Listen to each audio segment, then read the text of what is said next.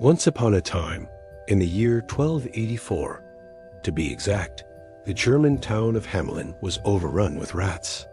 No one could get rid of them. People were desperate. Then one day a mysterious stranger arrived in town. He was a foreigner, dressed in colorful clothes.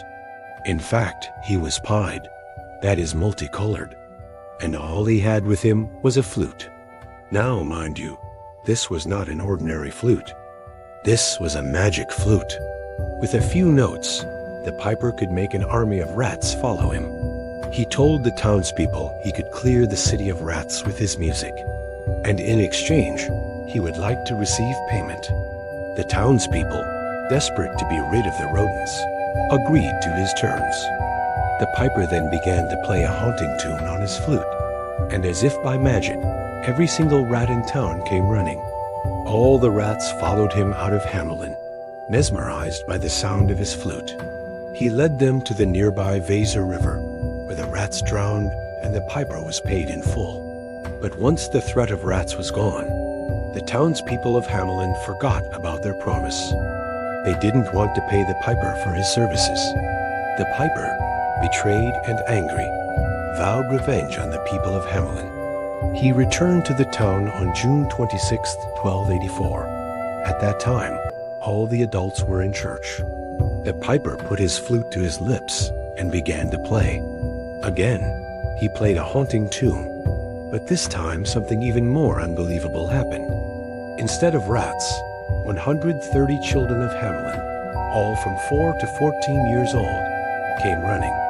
They followed the Pied Piper out of the town, through the fields and over the hills, and none of them ever returned. Some say the Pied Piper lured the children away to punish the town for not keeping their promise.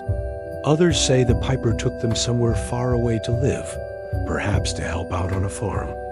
Maybe he was a foreign prince looking to adopt some local children. Some stories even claim that the piper was an angel sent to take the children to heaven. The most popular legend, however, is the darkest. According to this version, the piper recruited the children to join his army. Together, they went on a crusade to the Holy Land, where all of the children died except for one. That lucky child returned to Hamelin to tell the tale.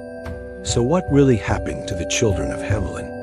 Well, that's a mystery that has endured for over 700 years.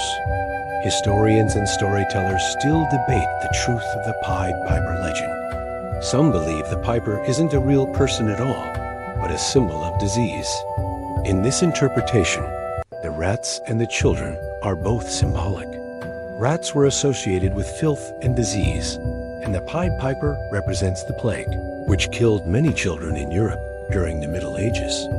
Others argue that the children did exist and that they either died or were resettled somewhere else.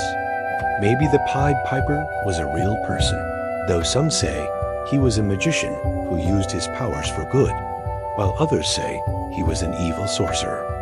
Whatever the truth, the town of Hamelin still exists today, and some records from the 1300s do mention the loss of children from the town, although there are no written accounts from the year 1284. This is a classic fairy tale, but it's not the only one.